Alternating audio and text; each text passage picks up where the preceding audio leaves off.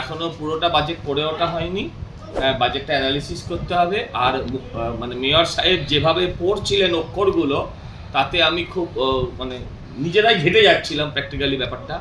তো একটা জিনিস বুঝি যে এই বাজেট যা হচ্ছে সেটা কথার জাগলারই। বললেন যে পুরসভার কর্মীরা প্রচুর পরিশ্রম করে অনেক রাজস্ব বাড়িয়েছেন, কিন্তু যারা রাজস্ব বাড়িয়েছেন তারা পেনশন পাচ্ছে না, সেটা ওনার দেখা উচিত। অক্ষর নিয়ে ওনার কিছু সমস্যা হচ্ছিল পড়তে, সেটা চোখের নাকি প্রাথমিক শিক্ষা ব্যবস্থার সমস্যা সেটা আমি বলতে পারবো না। হ্যাঁ, তো বাজেট যা আমি যতটুকু এখনো অবধি বুঝেছি, এই বাজেট কিছু অঙ্কের জাগলারি ছাড়া আর কিচ্ছু না।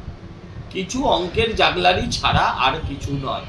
গত কয়েক বছর ধরে আমি 3 বছর এটা নিয়ে বাজেট দেখছি। এর আগের দুটো বাজেটে দেখেছি ঘাটতি কমেছে। ঘাটতি কমার কারণ হচ্ছে মাইনে কম দিতে হচ্ছে, কারণ নতুন করে আর লোক নিয়োগ হচ্ছে না, তাই ঘাটতি কমছে। এরমভাবে রাখলে এই ঘাটতি শূন্যও করে দেওয়া যাবে বছর খানেকের ভেতর।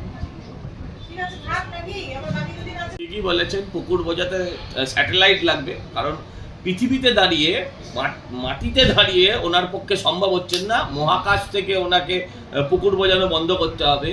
এই পুকুর বোঝানো যদি বন্ধ করতে হয় বা ভারসাম্য যদি বজায় রাখতে হয়, ওনার অর্ধেক দলের কাউন্সিলরকে তাড়িয়ে দিতে হবে।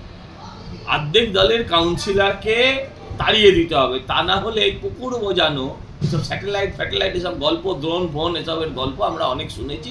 এগুলো শুনতে ভালো লাগে, বাস্তবের সঙ্গে ওর পার্থক্য ওই জমিন আর আসমান।